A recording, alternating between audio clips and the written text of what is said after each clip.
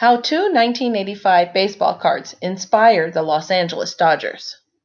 In the spring of 1985, Darryl Strawberry was already an established superstar, having won the 1983 National League Rookie of the Year award and followed up with a nearly identical season in 1984.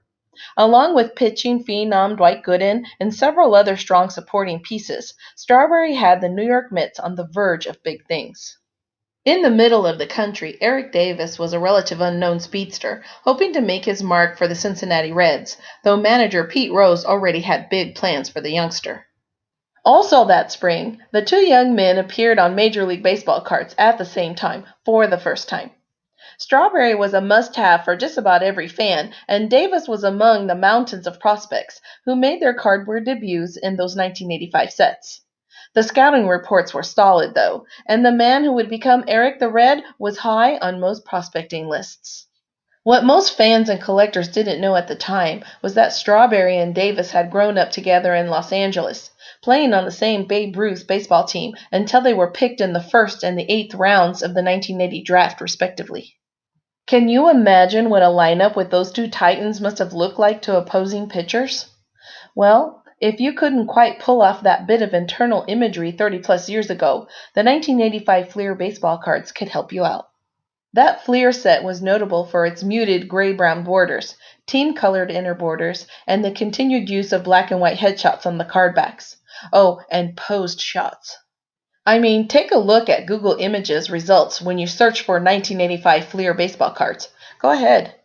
There, you see lots and lots of headshots, shoulder shots, kneeling with bat shots, go to your dugout and think about what you did shots. They're fine for the most part, but not generally the most inspiring baseball photos you can find.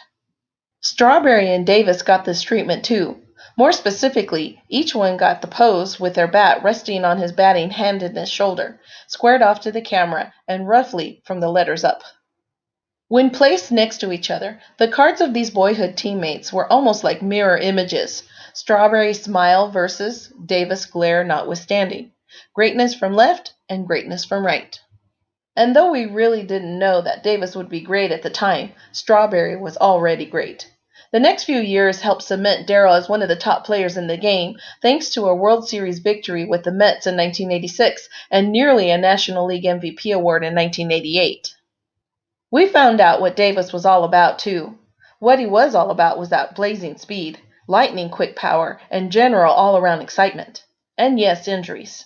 Still, Davis may have even been greater on moment-to-moment basis than Strawberry. Is it any wonder, then, that the Los Angeles Dodgers made a strong play for the hometown good guys? First when Strawberry became a free agent in 1990, and then when Davis became available via trade in 1991.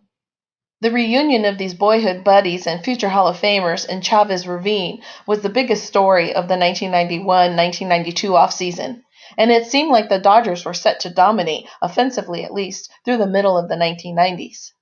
Looking back, we can see that going home didn't work out well for either of these gents.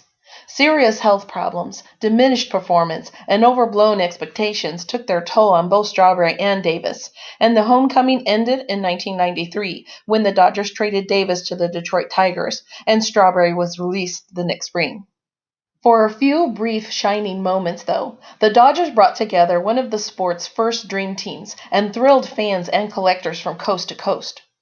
So did the inspiration for GM Fred's move really come from the 1985 Fleer baseball cards of two superstars? There is undoubtedly other factors involved, but you can't discount the cardboard possibilities outright. After all, this dynamic duo still inspires all these years later.